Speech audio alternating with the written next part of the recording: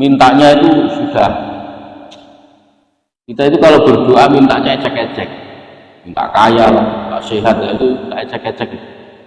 Itu bagi Allah mudah sebenarnya.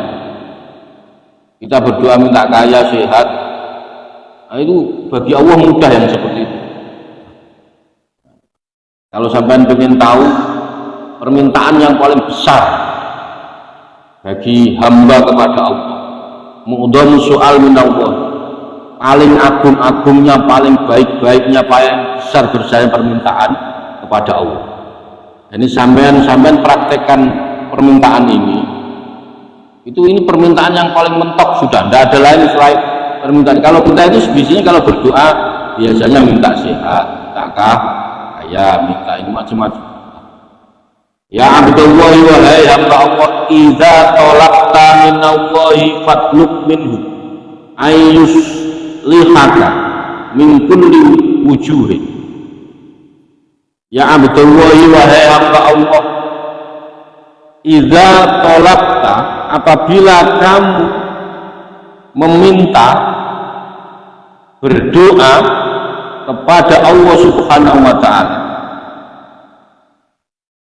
ayyuslihaka min, maka mintalah semoga Allah memperbaiki dirimu dari segala arah. Jadi permintaan yang paling besar itu adalah permintaan untuk memperbaiki diri. Misalnya minta kaya, minta macam-macam, itu ecek-ecek saja. Minta kaya, minta sehat, minta ini, itu ecek-ecek. Karena faktanya apa? Kita itu sehat 10 tahun, dikasih sakit sehari sudah 1000, sudah sampai kaya 10 tahun, dikasih miskin sehari sudah 1000. Jangan. Maka tetapi kalau sampai posisi doanya selalu minta yang terbaik untuk diri kita, artinya yang terbaik itu adalah sampai meminta Allah memperbaiki diri kita, minta semoga kita itu memperbaiki diri kita dari segala arah, segala penjuru arah. Ada 8 penjuru mata angin. Maka mintalah semoga Allah memperbaiki diri kita dari segala arah atau segala arah. Wa ayyuslihaka biridho anhu fitadbi. Nah, ini yang akan susah. Dan semoga Allah memperbaiki diri kita dengan ridho atas aturan yang sudah Allah atur terhadap kita. Paling susah itu kita suka mengatur hidup kita. Begini. Ternyata aturan kita tidak ada yang salah, hanya aturan saja. Boleh mengatur sesuatu, memproyeksi itu boleh, tapi harus bersandar kepada Allah Subhanahu. Maka doa terbaik, doa yang paling agung adalah memohon atau meminta untuk Allah memperbaiki diri kita dari beberapa penjuru, dari beberapa arah, dari beberapa hal, dan semoga Allah memperbaiki diri kita dengan ridho, dengan aturan yang sudah diatur oleh Allah Subhanahu wa ta'ala. Kita itu sering protes, kita itu sering menggugat, tanpa sadar kita menggugat. Maka sampean kalau bikin status hati-hati, ini menjadi pertanggungjawaban nanti. Sampean sakit mengeluh, sampean enggak, itu nanti itu termasuk menggugat Tuhan. Maka hati-hati sampean, hati-hati kalau sekarang, karena sudah enggak lewat mulut omongan, lewat tangan, lewat itu sudah, hati-hati, itu nanti akan jadi gugatan, termasuk Anda menggugat Tuhan. Maka berarti ada yang tidak ridho, Anda enggak ridho, Anda tidak ikhlas dibikin begitu. Padahal maka tadi contohnya tadi, sampean itu sehat 10 tahun, sakitnya seminggu, tapi ngeluhnya nggak selesai-selesai. Sampean sehat 10 tahun, sakitnya 1 tahun. Loh iya, apa dibalik aja? Sampean sakit sehat 1 tahun, sakit 10 tahun. Nah iya, kita ini sekarang dibeli sehat terus nanti dikasih sakit 1 hari sudah, wah sudah kayak besok mau mati kayak. Lah ini salah satu renungan kita bahwa ternyata Allah itu Maha Rahman, Maha Welas, Maha Asih pada kita. Loh iya, dikasih sehat 10 tahun, sakit baru 1 tahun, enggak ngeluhnya, enggak selesai, menggugat, ya Allah saya kenapa begini, saya takdirnya begini. Loh, kemarin itu sampai dikasih sehat 10 tahun enggak bilang Allah baik, Allah enggak, biasa saja. Tetapi ketika sampai dikasih sakit 1 tahun, protes terus.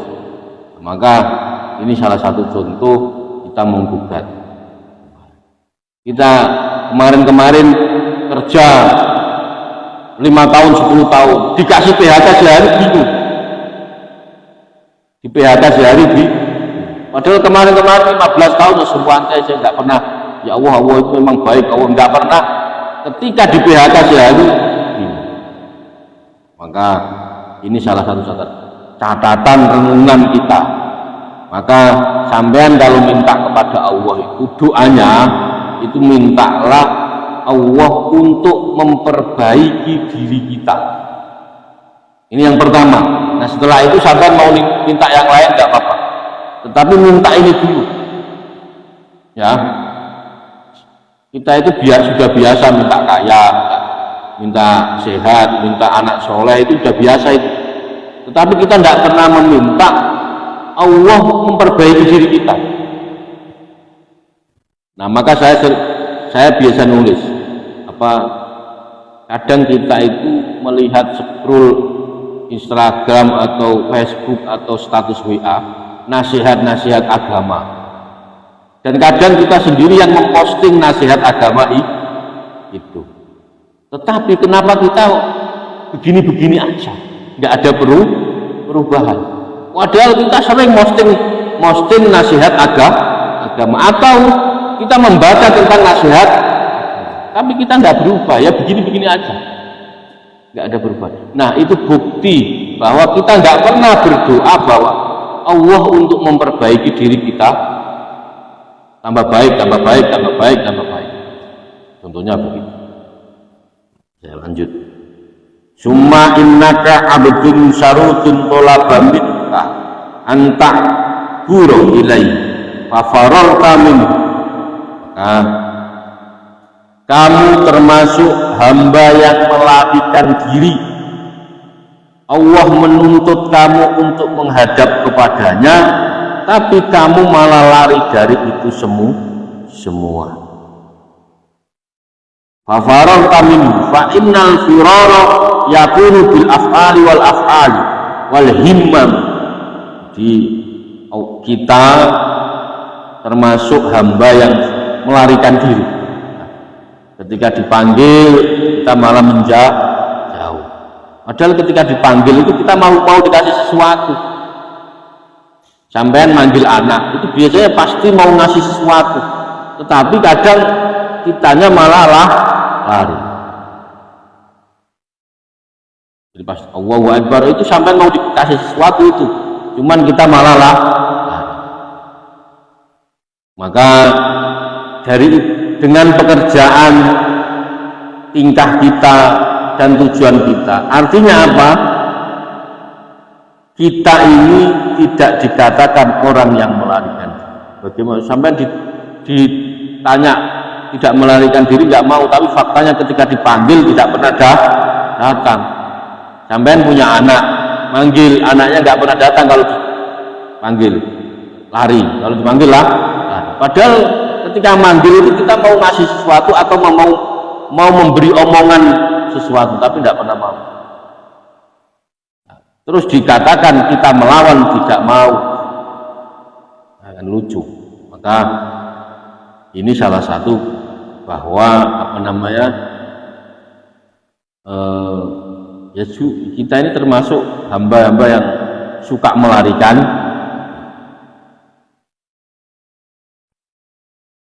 Anis Syekh Abi Hasan Asadili, diceritakan dari Abu Hasan Asadili annahu qala baqiyat marratan fil badiyati fi salasata ayyam lam yasihha li syai'un wa jaza ala ba'din nasara fara'aini muttaqian faqala hadza isqisun minal muslimina. Ini diceritakan dari Syekh Abu Hasan Asadili, pendiri Thariqah Sadiliyah. Saya ulangi lagi, permintaan yang paling agung adalah permintaan kepada Allah untuk diri kita diperbaiki dari segala arah, dari segala penjuru. Ada 8 penjuru mata angin. Kadang kita itu 4 penjuru baik, 4 penjuru enggak baik. Ada 7 penjuru baik, 1 penjuru tidak baik. Ini kalau di Jawa dibuat hitung-hitungan. Nah, kalau ketemu orang-orang Sunda Wiwitan pakai hitungan ini. Di Islam itu juga ada seperti itu, sama. Maka doa terbaik adalah Allah memperbaiki diri. Diceritakan dari Abu Hasan Asadi, beliau bercerita dia pernah tinggal di hutan 3 hari 3 malam. Dia pernah tinggal di hutan 3 hari 3 malam. Nggak makan, nggak minum, tidak makan, tidak. Terus fajaza alal ba'din nasor. Terus ada orang Nasrani lewat. Wara'aini muttaqian. Terus orang tadi itu melihat Syekh Abi Hasan sedang tiduran. Terus lewat, terus faqala, maka berkata siapa orang Nasrani tadi, berkatanya apa? Kiskisun. Oh, ini kan kiainya orang muslim. Kiskis itu kiai, kiskis itu pendeta. Kiskis minal muslimin. Loh, ini kiainya orang muslim, ngapain di sini? Fawadhu inda ra'si, maka dia menaruhkan sesuatu inda ra'si di atas kepala beliau. Jadi tiduran miring terus sebelah sini dikasih makanan. Syai'an min ta'amin, dari makan, fansarafu, terus dia pulang. Falau kuntu bil ajabi kaifa ruziqtu ala aidil a'dai. Terus Syekh Abi Hasan ini gawok heran. Ya Rob, kok yang memberi rezeki saya kok bukan teman saya tapi malah musuh saya. Jadi yang memberi rezeki bukan teman tapi malah musuh. Terus walam arzak ala aidil akhya, kenapa yang memberi rezeki saya bukan dari tangan kekasih saya? Kekasih saya contohnya istrinya, anaknya, atau murid-muridnya, tidak, tapi ini malah yang memberi, yang ngasih makanan itu. Padahal dia 3 hari 3 malam nggak makan, nggak apa, di hutan, di tengah hutan. Fakila, maka berkata, ada suara tanpa rupa. Ada suara, kalau dulu sering ada suara tanpa rupa. Laisar rajulu manzur zaku ala aidil akhya. Jadi lelaki sejati itu lelaki yang mendapatkan rezeki bukan dari tangan kekasihnya. Nah, lelaki sejati itu bukan lelaki yang mendapatkan rezeki dari tangan kekasihnya. Innamar rajulu man yurzaku ala aidil a'dai. Tetapi lelaki sejati itu adalah lelaki yang mendapatkan rezeki dari musuhnya. Saya dikasih rokok sama Bang Cek biasa, saya dikasih rokok sama Mang Samin biasa, Tetapi ada orang kok benci saya ngasih rokok, itu luar biasa. Ada orang yang musuh saya kok ngasih rokok nolong saya, itu yang luar biasa. Maka lelaki sejati itu yang menerima rezeki dari musuh. Contohnya banyak. Gus Dur itu banyak, sering. Gus Dur sering mendapatkan sesuatu bukan dari temannya atau kekasihnya atau siapapun, tetapi malah dari musuhnya. Nah, itu bukti kalau beliau lelaki sejati. Kalau lelaki sejati, kalau dikasih orang yang akrab, yang kenal, udah biasa itu. Udah biasa, nggak kaget. Kalau makomnya pengen naik, itu yang ngasih rezeki itu harus musuhnya. Jadi seumpama ibu-ibu kok dikasih kue sesama jamaah, ya sudah biasa. Nah, kalau dikasih yang lain, maka Bang Jack ini luar biasa.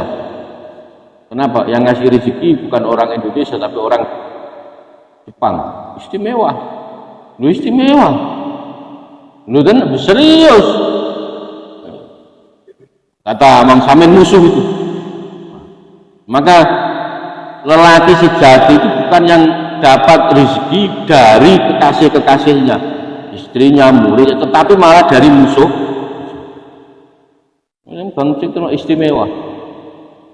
Gitu ya. Nah, ini makanya sampai nanti biar nggak kaget. Loh, ini jadi anak buahnya Jepang, anak buahnya Cina. Loh, ini yang rezeki, yang hakikat rezeki sejati itu yang begini. Yang memberikan bukan kekasih tapi malah musuh. Gitu ya. Contohnya gitu. Ya hadza is'al nafsaka. Kadab tika kullama ajal ta'arif tariqi terbati ya faroja'ka ila tariq. Jadi sampean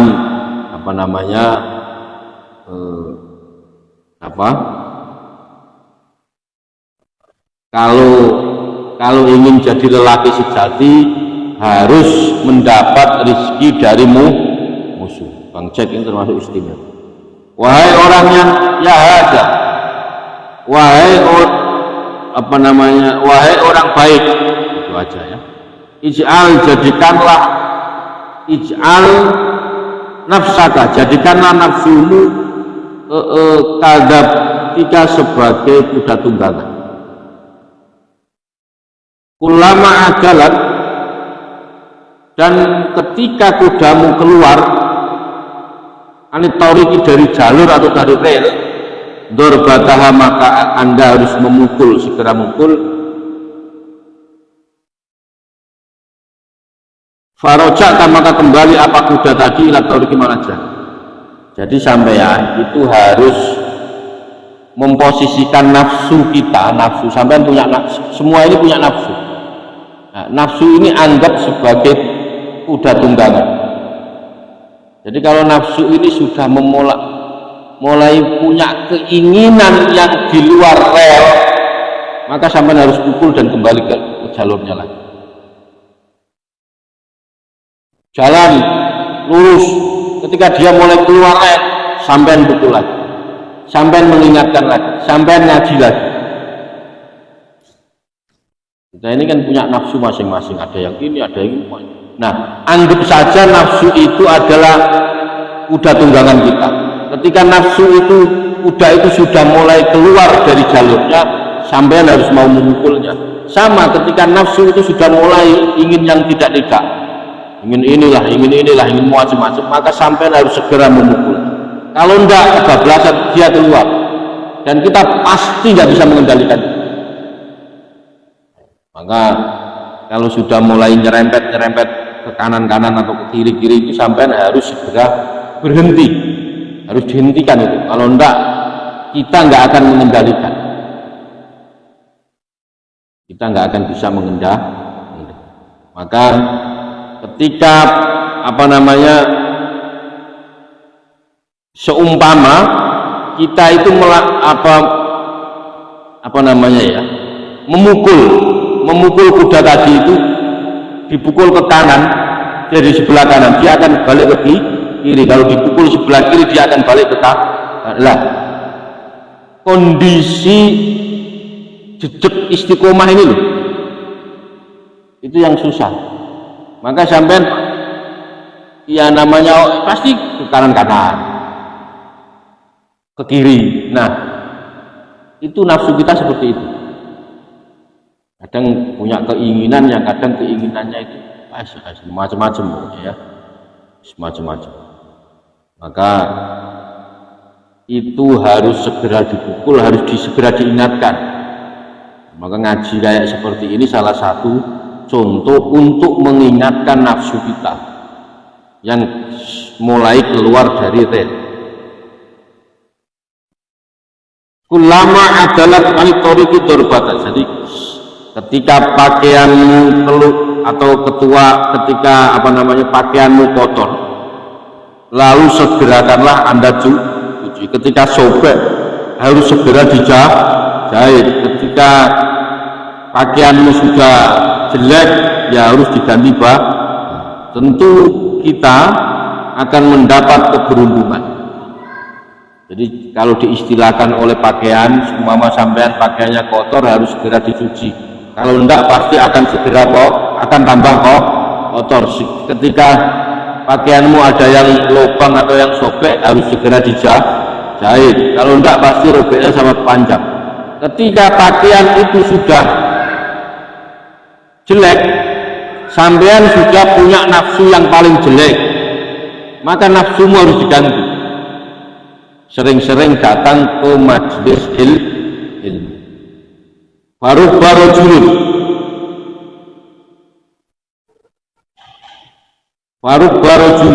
Banyak sekali laki-laki yang sudah memutih jenggotnya.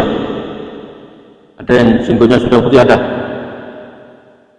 Sedangkan dia belum bisa duduk, belum bisa anteng istiqomah,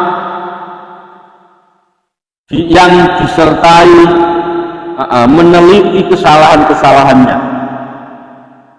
Nah, ada orang sudah umur 40 tahun ke atas tapi belum bisa duduk istiqomah, masih kanan, masih tengok kanan, masih tengok kiri, kalau ada yang bening nengok, padahal sudah 40 ke atas, itu waktunya sudah sebentar lagi. Nah, yang sudah 40 itu sudah mulai istiqomah. Maka istiqomah itu begini loh maksudnya. Istiqomah itu kita melakukan sesuatu yang baik, yang kontinu. Terserah sampean mau melakukan apa saja, terserah.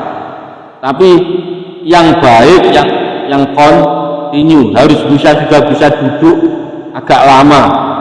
Duduknya lama kalau ngopi doang. Kalau lagi ngeriung ngopi doang, itu pun gara-gara ada tema ngomongin orang. Kalau nggak ada tema ngomongin orang, bubar. Maka harus mulai dirubah.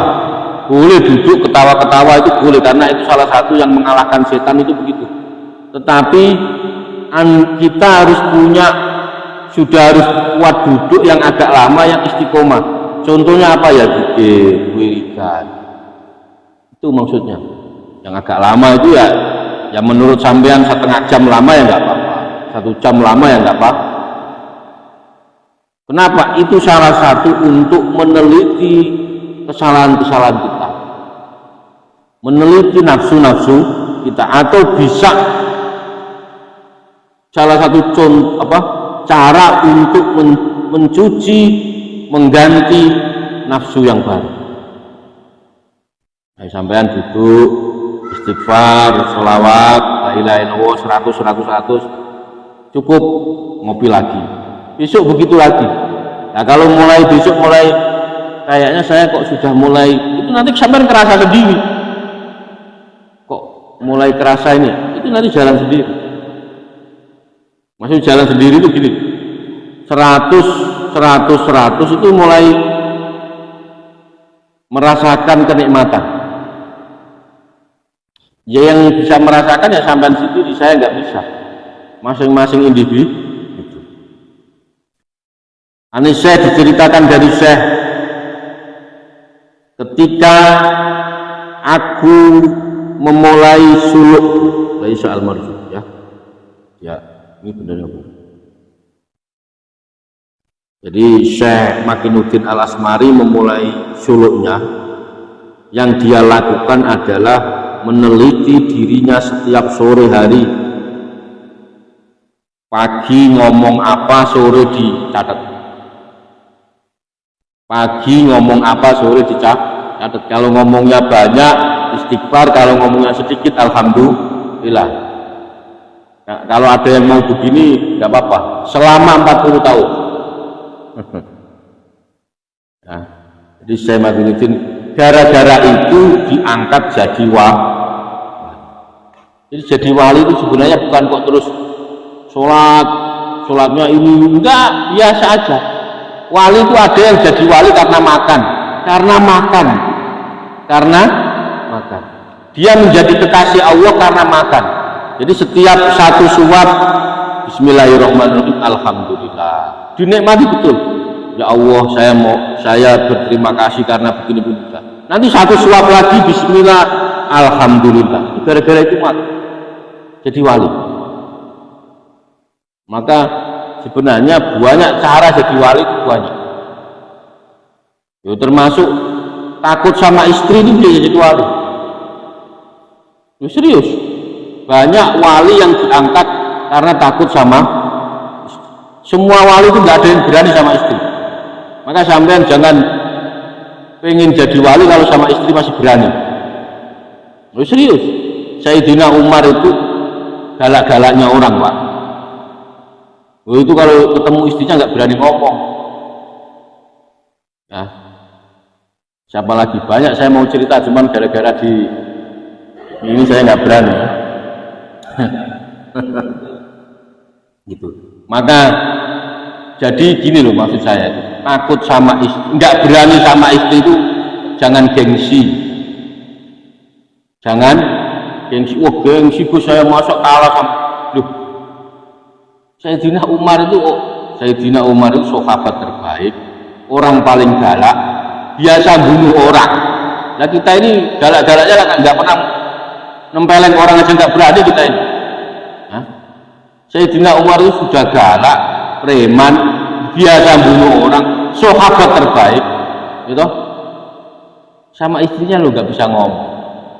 Lah kok kita gengsi itu gimana coba? Gengsi Gus, masa? Loh, gengsi.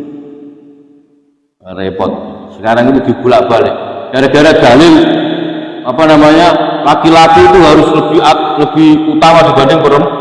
Maksudnya lebih utama itu dalam hal apa dulu Pak? Ini bisa dipakai dalil-dalil kiai-kiai yang sering ceramah itu. Ya Bu ya, sering dengar ya.